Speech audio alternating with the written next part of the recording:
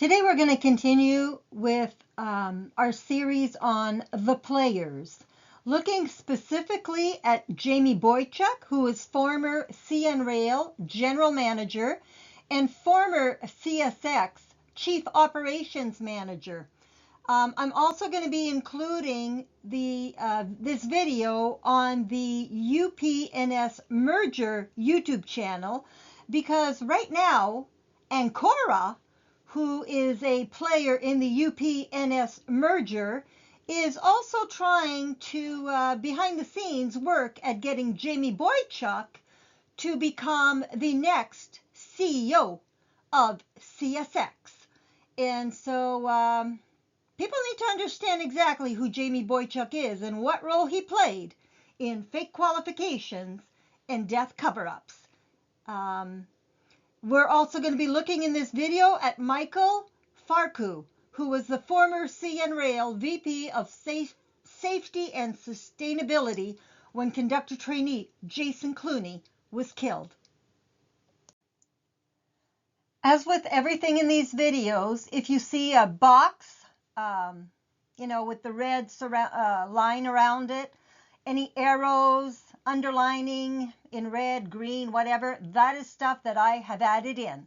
So what I need you to notice here is that this particular report cover is from a Transport Canada report pertaining to the death of conductor trainee Jason Clooney on November 18th, 2013. And it says, the third arrow down here on the left says, near Crooked River, Saskatchewan.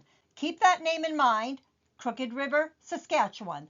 This is the final report which I obtained via access to information, and it was dated September 12th, 2014, and the health and safety officer who wrote this report was a guy by the name of Tyrone Kowalski.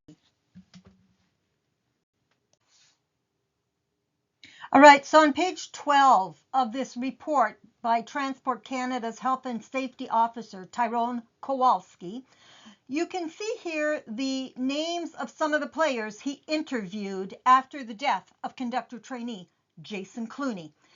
The first person that he interviewed after interviewing the crew, which was on the ground, the other 3 crew members the day Jason died, was the general manager overseeing the area.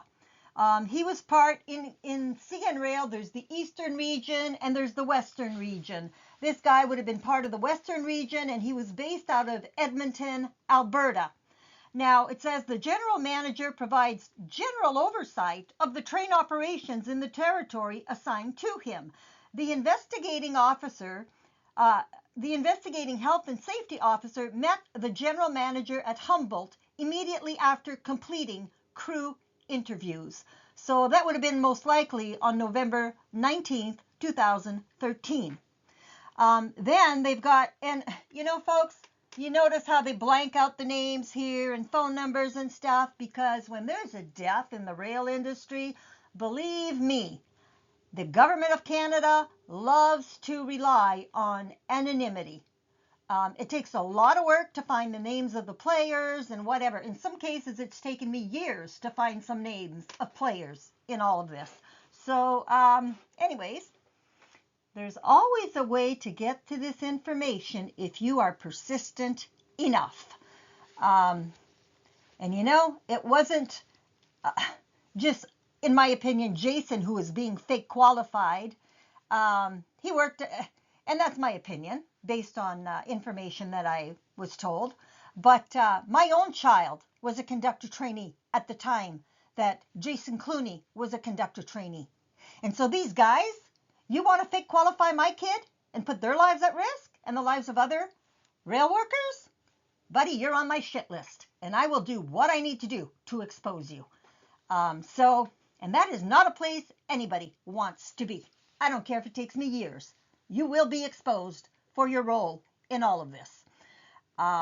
Anyways, the VP of Safety and Sustainability, again, was a guy by the name of Michael Farkouh. And again, his name is blocked out, but I could find that online as to who he was. That one was fairly easy to find. And so again, this is all taken from a Transport Canada Health and Safety Officer report. This particular report is 80 pages long. So it's an additional report to the Transportation Safety Board report, which I analyzed in the brainwashing series. That report was only like 20 some pages long, and it took me over 14 videos, I think, to explain all the lies in that one. And there's a lot of lies and deceptions in this report too.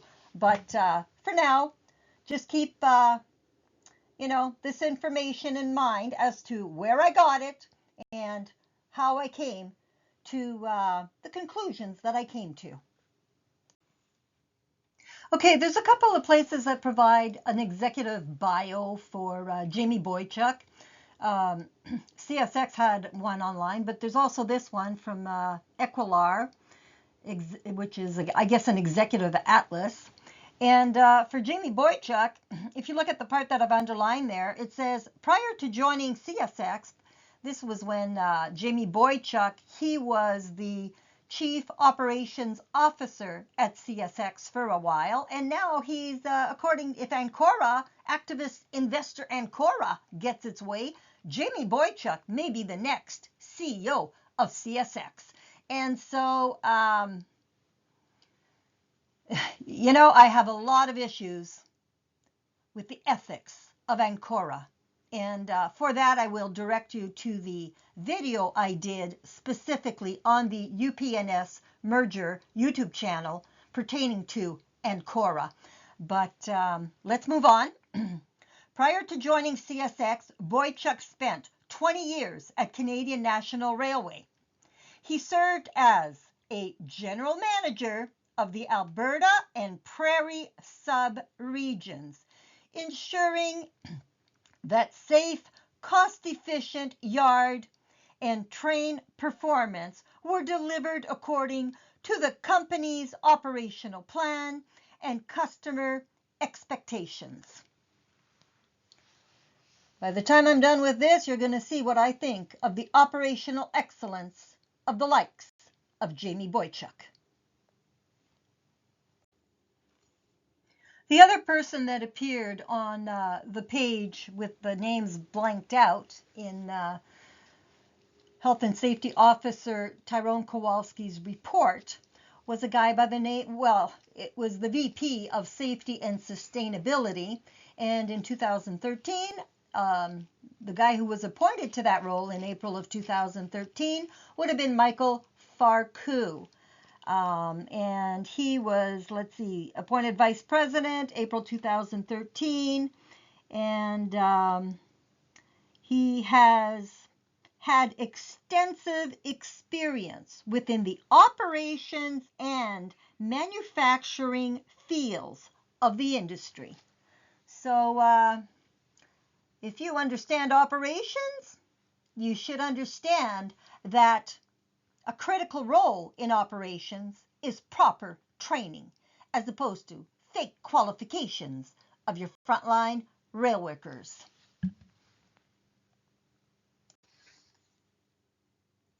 All right, so this is that page 12 again from the Health and Safety Officer report. And before we get into the information on Jamie Boychuk, where it says Western Region Office there, it doesn't mean that Jamie Boychuk was the general manager for the Western Region. It just means that he was out of that office in Edmonton. I guess that was the main office for the Western Region. So again, the Health and Safety Officer met with the general manager at Humboldt immediately after completing crew interviews. So let's look at whether or not that was indeed Jamie Boychuk. Okay, so if you look at this particular screen print, it comes from LinkedIn, and it is the profile of Jamie Boychuk. Next to his name there on the left, I kind of blanked out with the blue box his picture. You can see part of it, but I blanked it out in case there's a copyright issue there. But this is a public record. It's online for everybody to see. And so I can see here that under CN it states that if you look at the second block with all the arrows pointing to it there, it says General Manager from April of 2011 to March of 2014 out of the Edmonton, Alberta office. So that would match what we saw on page 12 of the HSO report, showing that that particular general manager was out of Edmonton. Now, conductor trainee Jason Clooney was killed at CN Rail on November 18th, 2013. So that would match that block with that particular date, where that second arrow goes over to the general manager block. And so any operational excellence going on at the time would have been under Jamie Boychuk when conductor trainee Jason Clooney was killed, because Jamie Boychuk was general manager overseeing the Alberta and Prairie subregions, and at the same time the former CN Rail Chief Operations Officer would have been Jim Venna. That man is now the Union Pacific CEO, the man that they would like to put, that Ancora, activist investor Ancora, would like to put at the head of a merged UP and NS rail company. And I've said it time and time again, in my opinion, these men do not belong in boardrooms, they belong in courtrooms. But we can clearly see here, per Jamie Boychuk's own LinkedIn profile, that he was general manager of out of Alberta, out of Edmonton, Alberta, at the time that conductor trainee Jason Clooney was killed. Okay, so I mentioned in a previous video that when I was preparing a home office during COVID for my husband, and I was cleaning out my child's room, behold, I found some discarded materials. And one of those was a CN Rail operating manual, along with some of the trainee training guides and whatever. So, you know what? Abandoned in my home, discarded, that makes them mine. They're garbage as far as anybody else was concerned. And so, since I was doing some research, I thought I would keep this trash.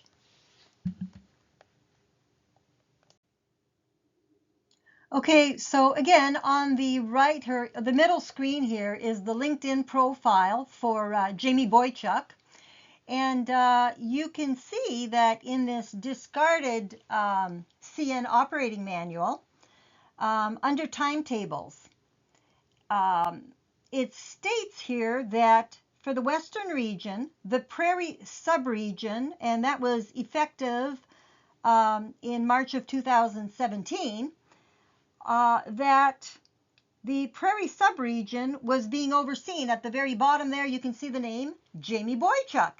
Well, by then, Jamie Boychuk, even though he was still overseeing the Prairie subregion, he had moved to the Winnipeg, Manitoba office. But he was still overseeing the Prairie subregion, according to this. And I'll tell you, one thing that I find is that when somebody gets killed, maybe it's just me, but there seems to be a switcheroo of people moving around, you know, while the investigation into a death or a serious derailment might be going on. I find that's when people seem to move around in the rail industry. Either they change jobs slightly, or they change locations, or they outright change companies or even countries. That's just my general observation, but I think it's a valid one. But anyways, you can see here that even though in 2017, which would be the first block here under CN, under this profile, it says that from April 2014 through May of 2017, or March 2017, Jamie Boychuk was still in charge of the Prairie subregion, but now he had moved to Manitoba, to the Winnipeg office. So, still in charge of it all, still putting out his operational excellence, at CN Rail, along with Jim Venna and Michael Farkouh, or whatever his name is. Now, if you look here at the very top here, and again, this is taken from the same CN Rail operating manual under timetables, and these were effective March 1st, 2017. On pages 5 and 6 of that section, you can see here at the top it says territory responsibility, and you've got the general manager is Jamie Boychuk, and you can see here the different names. You know, again, these people were like, they may not have been there when conductor trainee Jason Clooney was killed, and by now he was in Saskatchewan. But if you look down at the long arrow here where it says Saskatchewan Division, okay, and then they have all of the names of the subdivisions that fell under the Saskatchewan territory. And the green arrow here continues the Saskatchewan Division. And if you on the following page for that territory, and you can see the green arrow there points to Tisdale. The subdivision where Jason Clooney was killed was called the Tisdale subdivision. And so that was absolutely being overseen by Jamie Boychuk when he was general manager when conductor trainee Jason Clooney was killed. And he was still overseeing that region clearly in 2017. This again is a page taken from that discarded CN Rail operating manual, which I found in my child's bedroom. And on page 54 here, you can see what locations were included in the Tisdale subdivision. And you can see the long red arrow there towards the bottom shows Murphy's. That is the work location where they were at when conductor trainee Jason Clooney was killed. So I think that CN may have abandoned that subdivision after this death, but I'm not 100% sure of that. But anyways, again, this is a page that it's the first half of a page on page 54 from that operating manual, clearly showing that this territory was absolutely under Jamie Boychuk when he was overseeing the Prairie and the Alberta and Prairie subdivisions or subregions. All right, now this is page 11, or a section of page 11 from the Health and Safety Officer report. And if you look at what was provided on page 11, it says, train masters do test operating employees during the performance of their duties in the field to assess competency in compliance with operating rules, including switch handling. Note the next sentence.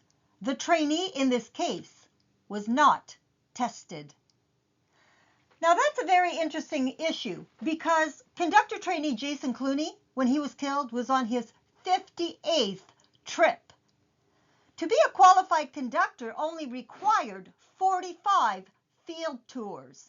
So that would include both yard and field tours, 15 in an actual yard and 30 on the line. So we knew from the OJT witness statement that Jason had 0 yard training. That was in the OJT witness statement question and answer number 31, as we saw in previous videos. And I had provided the documentation on that. But one has to wonder, why was conductor trainee Jason Clooney, first of all, on his 58th trip, if only 45 were required to be a qualified conductor? And, you know, CN knew that he had problems with switching activities and with working independently. But that's exactly what he was doing the evening that he was killed, working alone, in the dark, unsupervised, in unfamiliar territory, in violation of SOR 87-150, Section 5, a regulation which is absolutely enforceable in court. So the issue is here, why was there not procedures monitoring for regulatory compliance, which is PMRCing, for conductor trainee Jason Clooney when he was on his 58th trip? Why had he not been PMRC'd already for switch handling? Was it because of what I suspect may have been happening at CN Rail? That we bring in a ton of conductor trainees, we potentially fake qualify them, in my humble opinion, then we make them work as cheap labor because they're on probation, they get supposedly fake qualified, in my opinion. They get qualified and then they're on probation for 6 months. And then a whole whack of them seem to get let go. They're just not good enough for CN. And we don't give any extra training, we just fire them. Was CN churning the workforce on purpose, using conductor trainees as cheap labor because they'd be worth half or less than half the cost of a regular union employee, a regular qualified conductor with actual experience? And, the fact that they're working alone in violation of the law would tend to further solidify that suspicion that I had.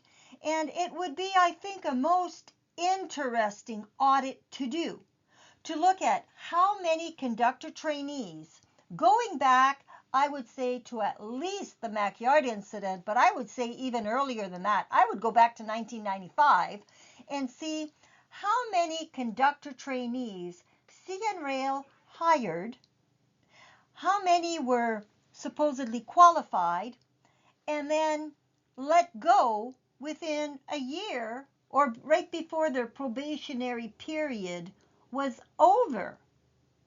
Because if CN is bringing in a ton of conductor trainees, and let's say it was fake qualifying them, just my opinion, if they're being fake qualified, who cares if they don't get all the required training? Who cares if you don't have yard training or you're not being PMRC'd when you should have been PMRC'd, or procedures monitoring for regulatory compliance? You should have been tested perhaps a very long time ago when only 45 tours were required, but yet he was on his 58th and he had not been PMRC'd? That is what this report is basically saying. The trainee in this case was not tested for switch handling. Kind of a big issue. And it's like with everything. When I say there's ways at getting to information, there are ways to get to information. Because, when somebody's on probation, I think they're still paying union dues. So CN would have to keep records of who they paid, and you could get to those records through the Canada Revenue Agency. I worked at the Canada Revenue Agency, and although they supposedly keep only 7 years of records, in actuality, they archive a whole lot more records than that, and you can go back a lot more years than just the 7 years when it comes to people's taxation. And so anybody who's paying union dues, those union dues are tax deductible. And so if you're paying union dues to the TCRC and you were an employee of CN Rail during any of those years, a good lawyer should be able to get to this information and do some proper audits. Shouldn't be that hard to do. Just my humble opinion. But hey, what do I know? But I seriously think it would make a wonderful audit to look at how many newly qualified conductors were actually let go just prior to their probationary period being over with. Because that sure would tend to show fake qualifying and the churning of the workforce. Why would you be getting rid of people that you've supposedly spent so much money training rather than giving them a little bit of extra training to get them to where they need to be as employees? Maybe it's because it might be a whole lot more profitable for CN Rail to fake qualify and get rid of them, bring in a new bunch, fake qualify them, churn the workforce, keep going, la-di-da-di-da. And that would also, I'm an MA in finance, folks. And companies like CN Rail and CP Rail, they own their own training centers. Some of them own hotels. And so that would also, if you got to bring in all these conductor trainees, you got to lodge them somewhere when they're having their class training. And so if you lodge them in your hotels and your convention centers, well, then that's propping up that side of the balance sheet for these companies also. So it could be a very profitable thing to bring in a bunch of conductor trainees, fake qualify them, get rid of them, churn the workforce, bring in a new bunch, put them up at our convention, hotel centers, give them meals, whatever, prop up that side of the balance sheet, get rid of them. Who would know the difference as to what is going on? It took me years to look into a whole lot of issues and unravel a lot of information. And that, in my opinion, is absolutely what was going on at CN Rail. And if it was going on at CN, because there was only basically CN and CP, I would not be surprised to see this was going on also at CP Rail. Because a lot of these rail executives go from CN to CP and whatever over all those years. And both CN and CP used to be crown corporations of the government of Canada. And let's face it, rail executives chat, they have lunch, they discuss operations, right? Just my humble opinion as to what might have been going on at CN Rail. Earlier in this video, we saw that Jamie Boychuk, who was the former CN Rail General Manager and the former CSX Chief Operations Manager, might become the next CEO at CSX because activist investor Ancora is hoping to see him in that position. And that's in spite of me having gone in person to Ancora in April, I believe it was the last week of April 2024, to warn them specifically about the operational excellence of Jamie Boychuk while he was at CN Rail. And folks, rail unions are already lining up to oppose Boychuk as the next CSX CEO. And you know, I would refer you folks, if you want to know more about the operational excellence at CN Rail under Jamie Boychuk, under Jim Vena, who is the Union Pacific CEO. And, you know, it's, again, Ancora, who is pushing to have Jim Vena become the CEO of a merged UP-NS company because Ancora considers Jim Vena the greatest railroader in the world. Well, I would beg to disagree. And for more on that, I would again encourage you to go to the UP-NS merger YouTube channel and look specifically at my presentations on Jim Vena and activist investor Ancora. Because I have huge issues with Ancora. Especially since they were provided with so much documentation pertaining to the operational excellence of the likes of Jamie Boychuk and Jim Vena. And I got to tell you, folks, in my opinion, I would have zero problem with seeing Ancora go to a valuation of zero.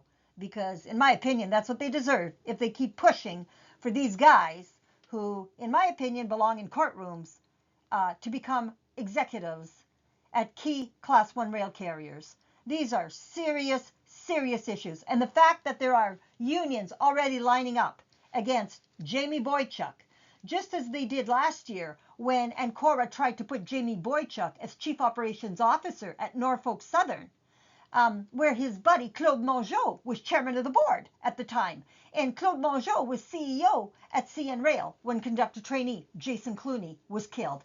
And so when I say that there are at least 5 Class 1 rail carriers impacted by all the issues raised in my videos, I am serious. We are talking about people who are at the highest levels in these 5 Class 1 rail carriers.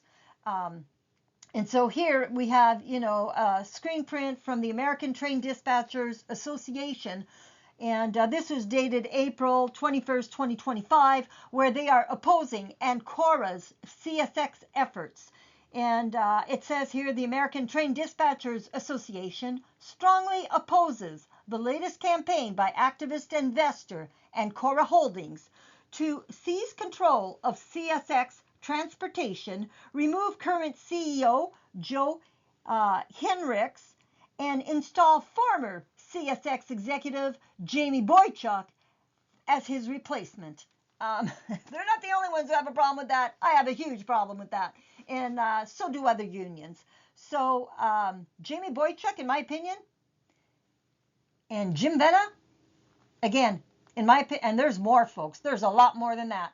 I will be adding to my Players series on both the YouTube channel UPNS Merger and the sister channel on YouTube, Rail Families United. And don't think that, because it's not on UPNS Merger, that you shouldn't be looking at what is on the YouTube channel, Rail Families United, because those two are so intertwined as far as all the issues and the players. And so I would encourage you to look at the playlists on both YouTube channels. It's just that YouTube does not allow me to duplicate a specific video and put it on two channels. You have to modify it, whatever. So it's just a whole lot of extra work for me. I cannot put all the videos on two channels. I'm up to over 50 videos already. And by the time I'm done, all the issues I need to address via these two YouTube channels as far as the rail industry. And again, we're talking 5 Class 1 rail carriers now. But I figure I'll have over 200 videos, folks, to delve into all these issues. And so it's a lot of information. It's long overdue. The overhaul of the rail industry in both Canada and the U.S. is long overdue. And so is the bringing to accountability of a lot of rail executives who, in my opinion, again, do not belong in boardrooms. They belong in courtrooms for criminal negligence causing death, death cover-ups, fake qualifications, whatever. Just my opinion. You are free to form your own. Another one of the unions that is lining up to oppose Jamie Boychuk as CSX Chief Executive Officer is TCU/IAM and the Brotherhood of Railroad Carmen, or Railway Carmen. And again, you can see here in red where they're basically saying we're not going to be going back, and we've seen the devastation that was caused basically under the likes of Jamie Boychuk. So you think maybe the unions might know something? You think rail workers might know something about the operational excellence of some of these players? You better believe it. All right. When you look at the players, Jamie Boychuk, who was the former CN Rail General Manager for the Alberta and Prairie subregions, and the former CSX Chief Operations Officer, and then also Michael Farkouh, who was the former CN Rail VP of Safety and Sustainability, and also Jim Vena, former CN Rail Chief Operations Officer when conductor trainee Jason Clooney was killed, the current CEO at Union Pacific. The issue of fake qualifications, folks, and the operational excellence under these guys. You fake qualify my own child, and I will do what I need to do to expose. You're part of death cover-ups, as in my opinion, these guys would have been. I will do what I need to do to expose that. And again, I would encourage you folks, go look at the entire brainwashing series, the deadly training materials series, both those playlists. I mean, those two, there's over 20 videos just in those two series on Rail Families United on that YouTube channel. So the thing that I have always asked is, was conductor trainee Jason Clooney being qualified the day he was killed? Transport Canada needs to release the last 5 pages of the conductor witness statement, which it has refused to release to this day. There is no way, in my opinion, that Jamie Boychuk, Michael Farkouh, and Jim Vena did not know that CN Rail was violating numerous laws when conductor trainee Jason Clooney was killed. There's just no way, especially not with decades in the rail industry. And as such, I consider them very much part of this death cover-up. Why would they not want to release the last 5 pages of the supervising conductor witness statement? They can't argue that it's because, oh, it might have some gruesome stuff in there. No, that supervising conductor was over, about 2/3 of a mile, half a mile to 2/3 of a mile from conductor trainee Jason Clooney when he was killed. And it was the pilot locomotive engineer who went and found Jason and then informed the supervising conductor that Jason had died. So I don't think the supervising conductor even got to get close to conductor trainee Jason Clooney from the witness statements. So what are they hiding in the last 5 pages of that witness statement? Could it be that they were fake qualifying conductor trainee Jason Clooney the day he was killed, as some certainly suspected in the field, as far as other newly qualified conductors or conductor trainees who knew or knew of conductor trainee Jason Clooney. Again, Jason Clooney had 0 yard training. That came out in the OJT witness statement in question number 31, as previously provided in other videos. So if he had 0 yard training and he was being qualified, that would be proof solid that CN Rail was fake qualifying conductor trainees. Could that be why Transport Canada doesn't want to release the last 5 pages of that witness statement? Or the Government of Canada? Because Transport Canada, the Transportation Safety Board, and the Occupational Health and Safety Tribunal of Canada, in my opinion, were all rail partners in crime, helping to hide numerous violations of so many laws, potentially for decades. So by releasing those 5 pages, if indeed conductor trainee Jason Clooney was being qualified the day he was killed, that would be most incriminating not only for CN, but also for the Government of Canada, and especially Transport Canada, which, given fake qualifications could be shown going back to at least 2007 with the Mackyard incident. That doesn't look too good for Transport Canada, if that's indeed what those 5 pages would show in the supervising conductor witness statement. So CN and Transport Canada, you need to release those last 5 pages of the supervising conductor witness statement. And there's also the issue of deadly training slide number 53 and other deadly/outdated training materials and or test questions that were also under the operational excellence of Jamie Boychuk, Michael Farkouh, and Jim Venna. And again, that series on deadly training materials, I think there's 9 videos for that one. The one with all the lies in the Transportation Safety Board, that one I think has 14 videos. And I've only started just scratching the surface on some of the Health and Safety Officer report, which is 80 pages long. I haven't gotten into that one really yet. A lot of lies in that one too, and deceptions as far as I'm concerned. Now, in my opinion, these men belong not in boardrooms, but in courtrooms for criminal negligence causing death. How many have been injured and or killed under the operational excellence of Jamie Boychuk, Michael Farkouh, Jim Venna, and so many others who now play key roles in perhaps as many as 5 Class 1 rail carriers operating in the United States and Canada. And those 5 would be CSX, Norfolk Southern, Union Pacific, CN Rail, and CPKC. The players go from one company to another, one country to another, and I haven't even discussed all the players yet. There's going to be a lot more videos coming out as far as the players.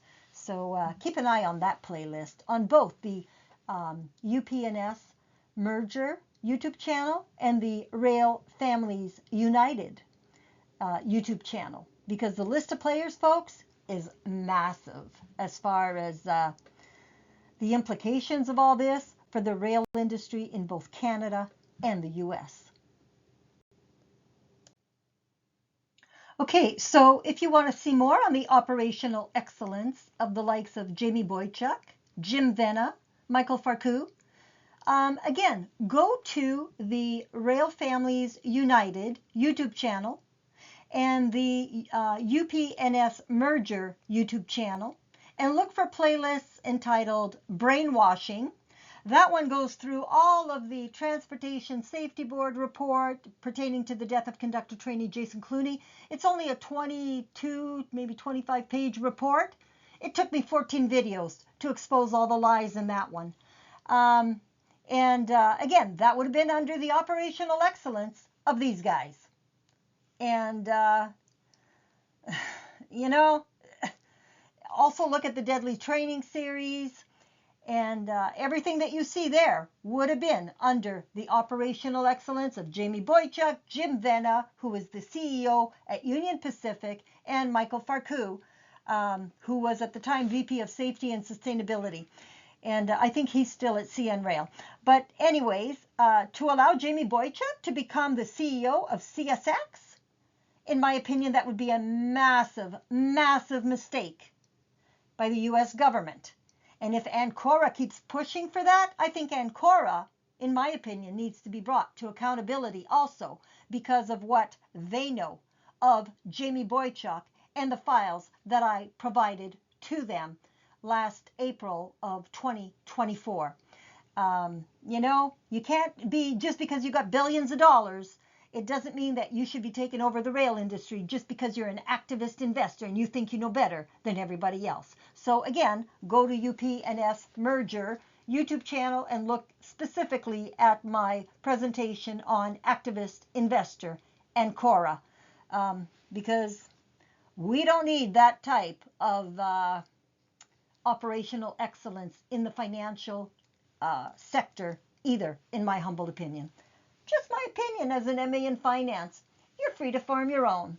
So on that note, have a great day, and I will see you on the next one.